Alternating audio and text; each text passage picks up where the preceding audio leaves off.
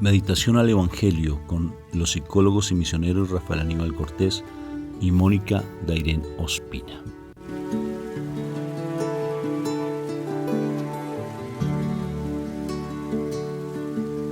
Dios bendiga, Dios me lo llene de mucha paz, que el Señor me lo siga llenando con su preciosa gracia. ¿Qué es la gracia, Moni? La gracia es un regalo inmerecido, dice la palabra, ¿verdad? Que es un regalo inmerecido. ¿Y por qué será un regalo? Porque la gracia es la plena presencia de Dios en nuestras vidas, en nuestra comunidad, Shekinah. La palabra hebrea que significa presencia de Dios, o sea, la gracia, porque es la presencia viva de nuestro Padre Dios en nuestras vidas. Qué precioso, ¿verdad? Entonces, por eso significa Shekinah. Entonces, invitamos al Espíritu Santo para que nos llene de esa gracia hermosa que le dio a nuestra Madre María, la Virgen María, para que esa gracia también nos inunde a nosotros. Inclusive nuestra Madre María, les doy un datico así particular, que nuestra Madre María en sus apariciones, ella dice, pídanme la gracia y yo se las doy a manos llenas. ¡Qué chévere! La gracia no es que yo sea gracioso, eso es diferente. La gracia es la presencia de Dios, que podamos nosotros estar tranquilos, serenos ante las dificultades. La gracia implica que podamos nosotros poder de pronto enfrentar situaciones complejas, estar en paz, en mucha alegría. Esa es la gracia. Empezamos entonces para que la gracia se manifieste en nuestras vidas, conociendo la palabra de Dios, invocando la Santísima Trinidad. Recuerda que cuando tú la involucras en tu vida, la invocas, ya se hace presente, porque estás pidiéndole que venga. Ella no hace oídos sordos, o sea, la Santísima Trinidad no hace oídos sordos, sino que está aquí presente, a través del Espíritu Santo. Por la señal de la Santa Cruz, de nuestros enemigos, líbranos, Señor Dios nuestro, en el nombre del Padre, del Hijo y del Espíritu Santo. Amén.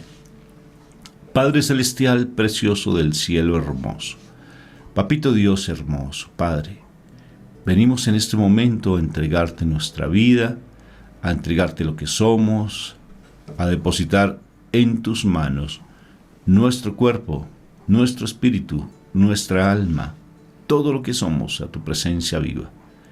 Ayúdanos cada vez más a morir a esa naturaleza vieja pecaminosa.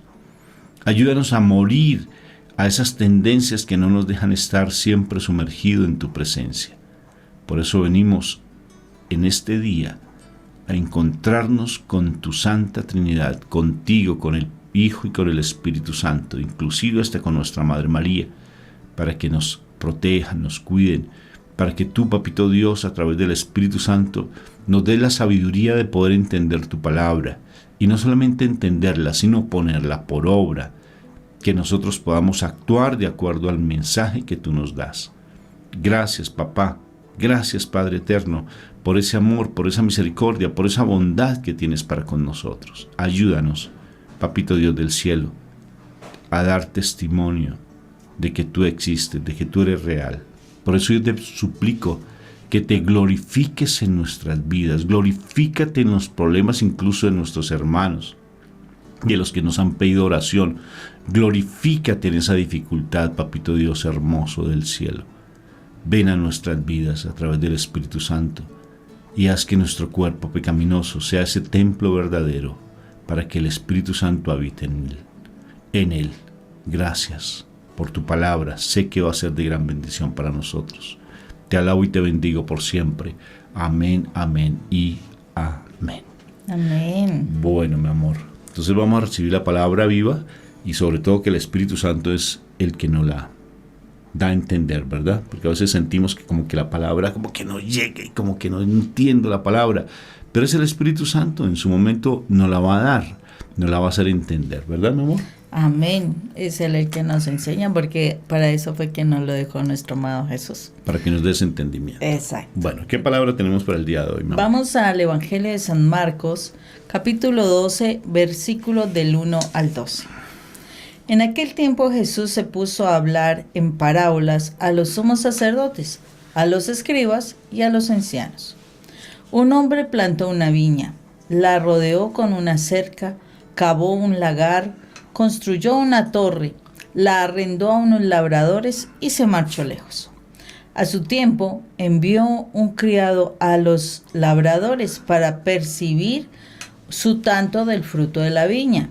Ellos lo agarraron, lo azotaron y lo despidieron con las manos vacías.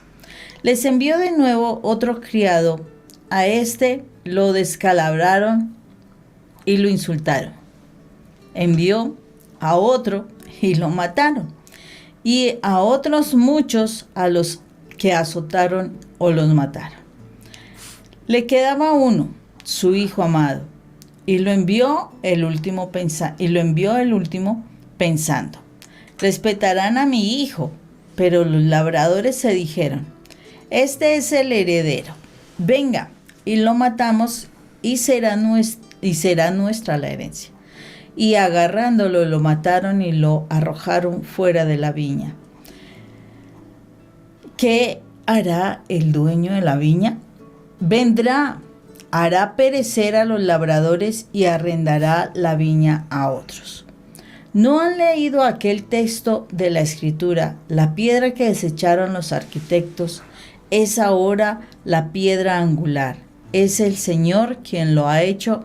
¿Ha sido un milagro patente? Intentaron echarle mano porque comprendieron que había dicho la parábola por ellos, pero temieron a la gente y dejándolo allí se marcharon. Palabra de Dios. Gloria a ti, Señor Jesús. Sí, qué palabra tan dura, ¿no? Aquí lo que dice: intentaron echarle mano porque comprendieron que había hecho la parábola por ellos. Y es la realidad, o sea, curiosamente,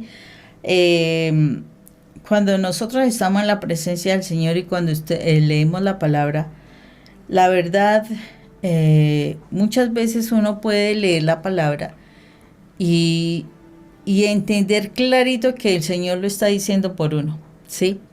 En muchos momentos se da esa situación. Hay otros que dicen: no, es que no entiendo, pero a lo mejor están evadiendo lo que el Señor quiere decir.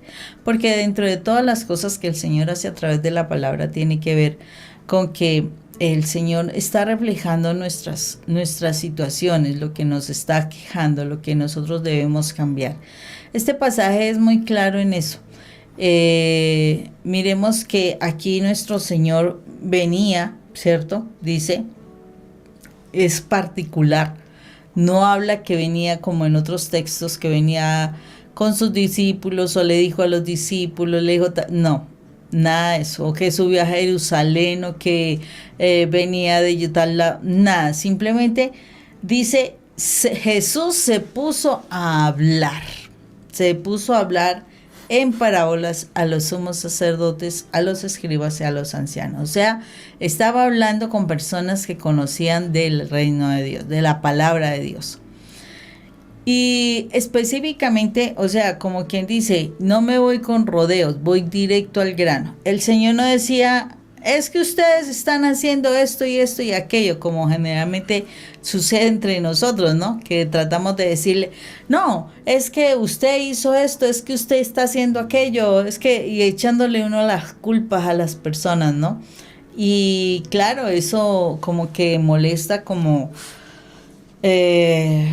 cuando tú te sientes señalado, como que tú te sientes acosado y acusado, pues tú inmediatamente reaccionas. Bien interesante y una forma muy, muy hermosa de cómo el Señor está haciendo llamar a la atención a las personas y cómo ellos se pudieron dar cuenta con claridad que estaban hablando de la actitud que ellos habían asumido con personas que Dios había enviado, ¿sí? Que Dios había enviado. Por ejemplo, o sea, cuando se hacía persecución a los profetas, cuando mataban a los profetas, en fin, cosas así. Ellos pudieron identificar esa situación. Lo que me parece particular es, Él le está hablando también de lo que van a hacer con Él. Porque Él está hablando de que el Padre mandó como último recurso a su Hijo. Y que a ese también lo matarían. O sea, lo iban a matar precisamente porque, porque era el hijo, el heredero de la viña, supuestamente. Entonces, a ese lo iban a matar. No, ellos no, o sea, su entendimiento no dio tanto, sí, como que no fue tan amplio como para entender que él estaba hablando de que él era el hijo. O sea, él sí lo había dicho, a él lo estaban persiguiendo por las cosas que estaba diciendo, pero como para ellos Jesús no era el hijo, ¿sí? Para ellos era otro profeta más, ¿sí? Precisamente la situación con la cual el pueblo de Israel dio la posibilidad de que los gentiles entráramos en este proceso de conocer del Señor. Para los judíos en ese momento ellos no reconocían que Jesús era el Hijo de Dios. Para ellos eso era una blasfemia, de que Él dijera que Él era el Hijo de Dios. Pero Él les está diciendo, y Dios envió, y el Padre, o sea, el dueño de la viña, envió al Hijo, y hasta al Hijo lo mataron, ¿sí? Realmente cuando uno se ve confrontado en cosas, cuando alguien le dice a uno la verdad, tiene uno muchas formas de reaccionar, ¿sí?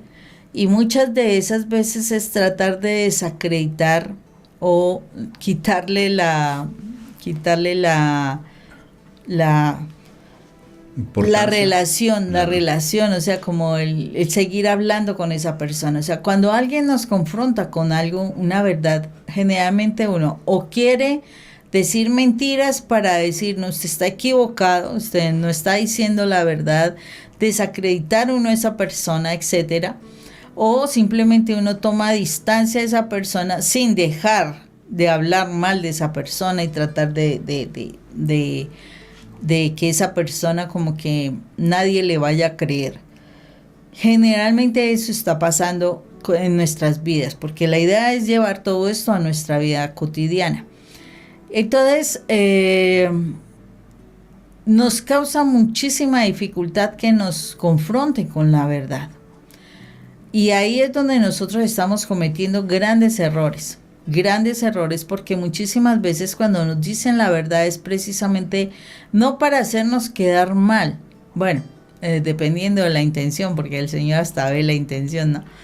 Pero en la realidad, a pesar de que nos lo dijeran con mala intención, cuando uno se permite reflexionar las cosas, uno puede darse cuenta de situaciones que tienen que cambiar, ¿sí? Que tienen que cambiar. Cuando a ti te confrontan con algo, la idea es que tú cambies esas cosas que te están confrontando. No que tú empieces a hablar mal de la persona, no es que tú empieces a denigrar de la persona o tratar de hacer que la persona caiga como en descrédito delante de muchos para que lo ignoren, para que lo dejen de lado. Pienso que eso es una de las cosas que nosotros generalmente hacemos y sobre todo mucho, o sea, se da en la relación, en la pareja, o sea, en la relación de los hijos, con los hijos. Cuando la pareja, uno de los dos está haciendo algo incorrecto, entonces viene alguien y te comenta algo, y entonces tú entras sobre todo con los hijos, ¿no? Tú empiezas a no, es que mi hijo es una belleza, es una lumbrera, mejor dicho, es algo espectacular. Pero a veces simplemente nos hacen los comentarios para que revisemos a ver qué es lo que está sucediendo y corregir las cosas, no que entremos en el descrédito de la persona. No, es que esa persona solamente tiene envidia, usted lo que quiere es tener problemas, etcétera, bueno, etcétera. Entonces es muy importante que nosotros nos demos cuenta de esta conducta que a veces nosotros asumimos cuando alguien nos dice algo que es verdad, que es necesario cambiar para que pues salgamos nosotros adelante, no que incurramos en un error peor que destruir a la persona que nos está diciendo las cosas. Es tan importante esta palabra, mi amor, y cómo realmente, fíjate, cómo ellos no entendían. Me llama la atención, ¿no? Uh-huh. E incluso hasta en nuestra familia, de igual manera, tampoco, por más de que nos digan las verdades y nos digan las cosas, a veces no queremos entender. Más clarito, mira, el Señor muestra que es Él, el enviado, y que han matado a los profetas incluso. A sus profetas los han matado. A nuestro Padre Dios manda mensajeros constantemente y los matan. O sea, ¿qué sucede? Que con las palabras, no necesariamente en lo físico, en ese tiempo era en lo físico, actualmente también está matando a nuestros profetas, a nuestros sacerdotes, los matan. Pero fíjate en los países, por ejemplo, algunos países comunistas o otros países que no solamente son comunistas, sino, por ejemplo, algunos musulmanes, de pronto, no sé, pero han hecho mucho daño también a nuestra iglesia, a los que predican la palabra. Pero fíjate, mi amor, lo interesante, ¿por qué no escucharon ese mensaje tan contundente? Y fíjate lo que dice la palabra al final, ¿no? Se fueron porque ellos sabían que estaban refiriéndose a ellos.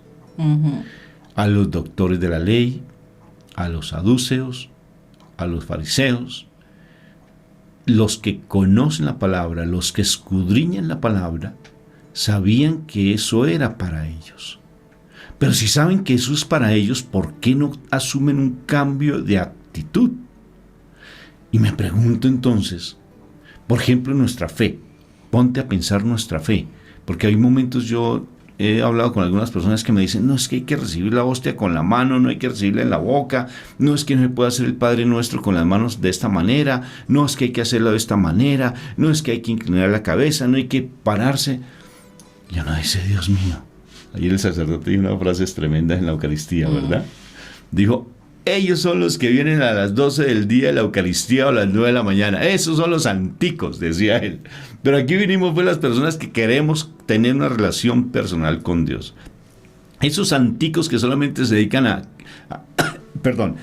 rezar y a rezar y a rezar y creen que con toda su actitud son los más puros de la iglesia y critican y juzgan y murmuran hacia los demás. Qué curioso, decía el padre de una manera muy particular ayer que me llamó tanto la atención. Pero lo interesante es por qué, Moni, si hay tantas profecías y la palabra es tan clara, mi Jesús habla claramente, es que venían, el dueño de la viña vino y mandó a unos para que les pagaran, les ayudaran, lo que sea, pero ellos no quisieron, lo que hicieron fue quitarle la vida, y mandó a otros y a otros y a otros. Dice la palabra que el Señor, nuestro Padre Dios, ha dado tanta sangre de tantos inocentes para que tú y yo estemos escuchando este mensaje. Tanta sangre. Esto de estar transmitiendo este mensaje, eso no es tan reciente, mi hermanito. Digo, eso no es tan viejo, eso no es de todos los siglos que uno pueda transmitir y leer el Evangelio. Esto es muy reciente. Si tú te pones a mirar el Concilio Vaticano II, no es muy lejano. A partir de allí es que se da toda esta apertura de que nosotros podamos transmitir, de podamos hablar, de podamos compartir, de podamos reunirnos a leer la palabra. Es tan hermoso que laicos, por ejemplo, interpreten la palabra. Eso viene también del Concilio Vaticano II, que es muy reciente en comparación de toda la cantidad de años que lleva la historia de la iglesia. Y entonces, ¿cómo es posible que no entendamos la palabra cuando nos la dicen tan clara?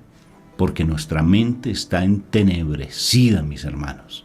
En la casa, por ejemplo, cuando tú quieres que alguien entienda una cosa, mira, está el mal tan metido en ellos que la mente la tienen tan entenebrecida que no entienden la palabra.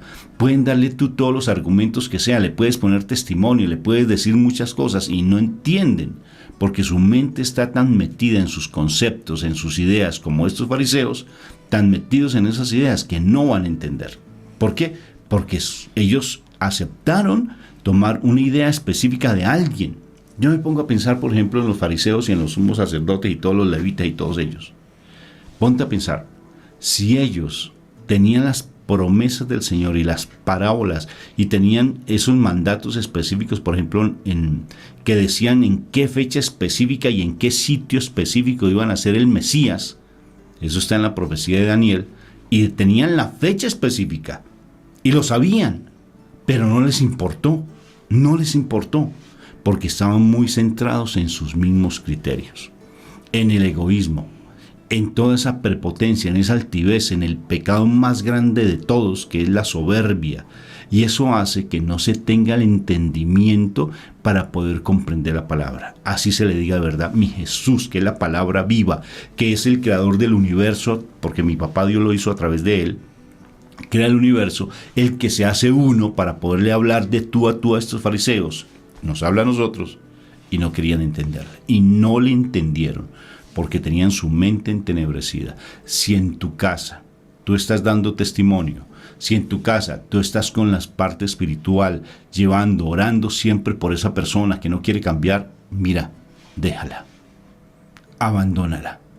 Ellos solitos van a salir corriendo con tu testimonio. Mira lo que pasó con ellos. No pudieron ni siquiera agarrarlo, tomarlo, golpearlo, matarlo. No pudieron hacer en ese momento. ¿Por qué? Porque él hace lo siguiente cuando habla de la verdad. La verdad saca corriendo al que está en el mundo.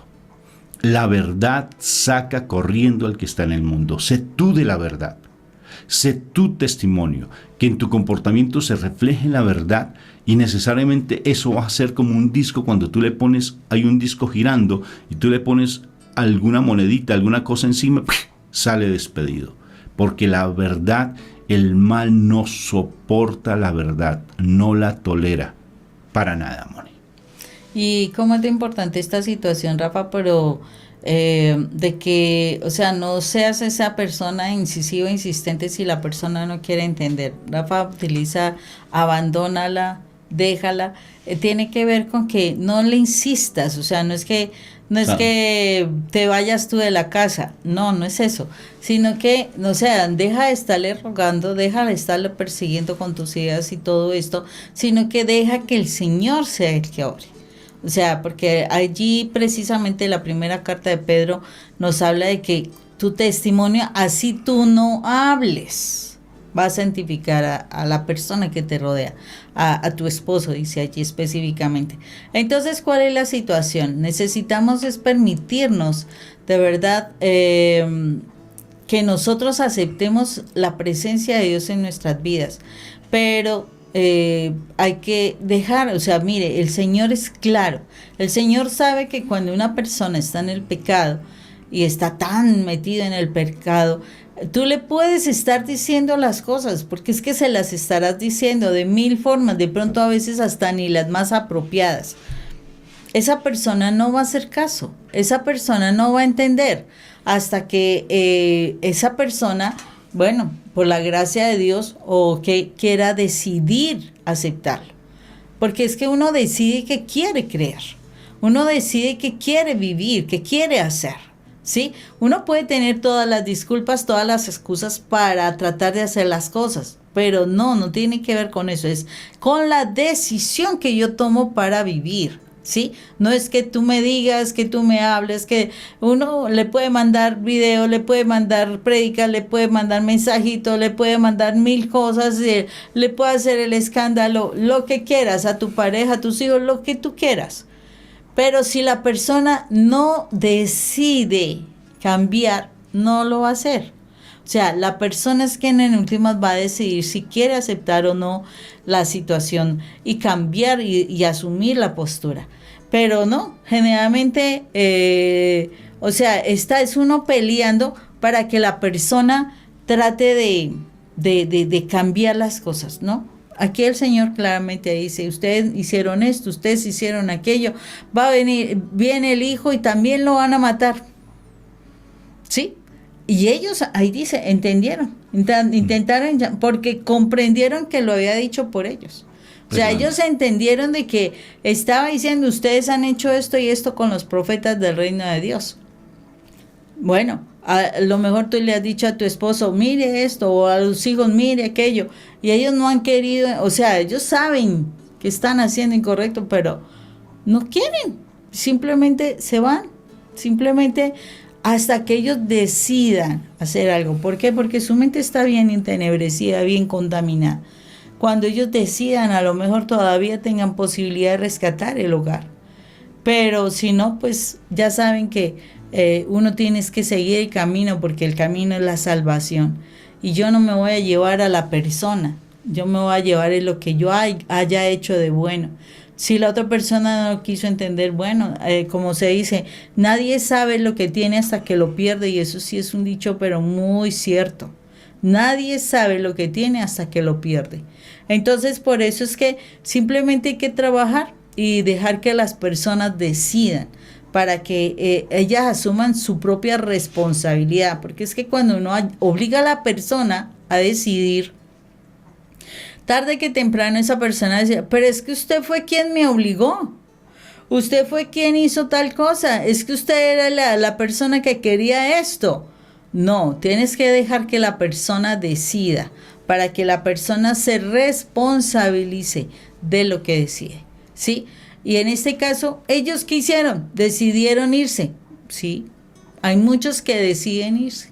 Hay muchos que deciden mantenerse en el pecado. Hay muchos que deciden destruir su vida, destruir la vida de su hogar. Muchos que deciden cosas incorrectas, aún sabiendo que no lo deben hacer. Pero tú lo único que puedes hacer es orar por su alma y seguir tu vida, seguir tu camino. O sea, mantenerte presente, firme en la fe. Y que el Señor sea el que en últimas terminará organizando. Pero no salgas tú corriendo. No salgas tú yendo, ¿no? Si la persona quiere estar, se quedará, si no, pues se irá.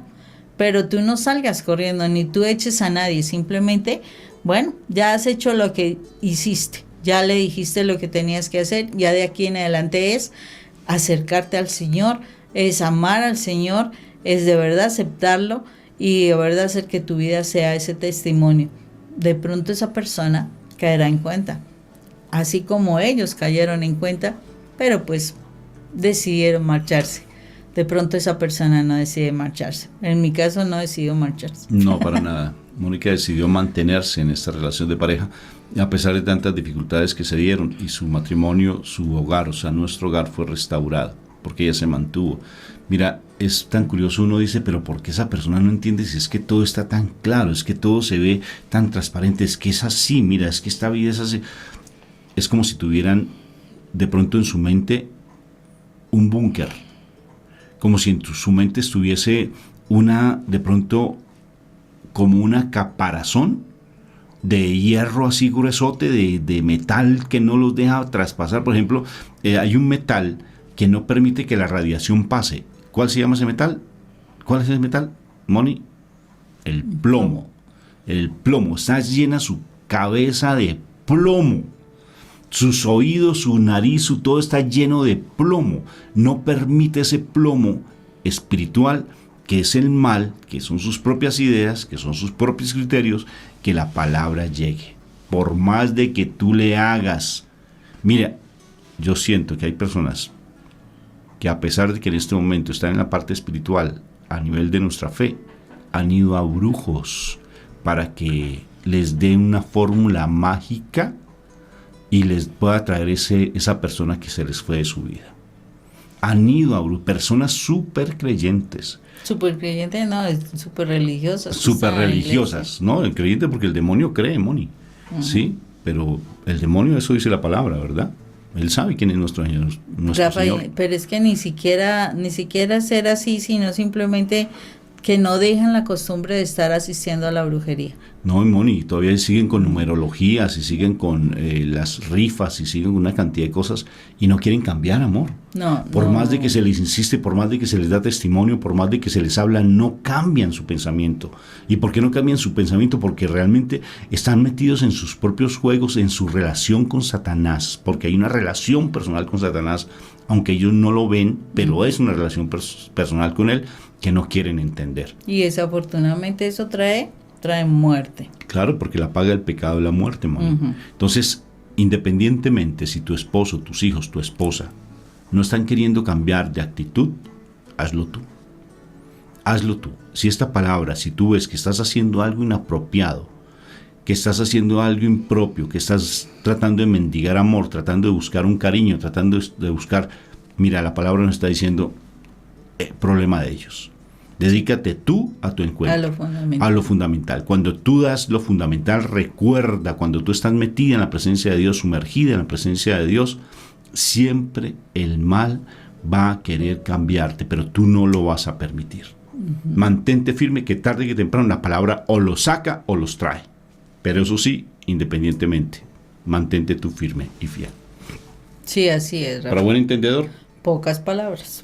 ¿entendido o no?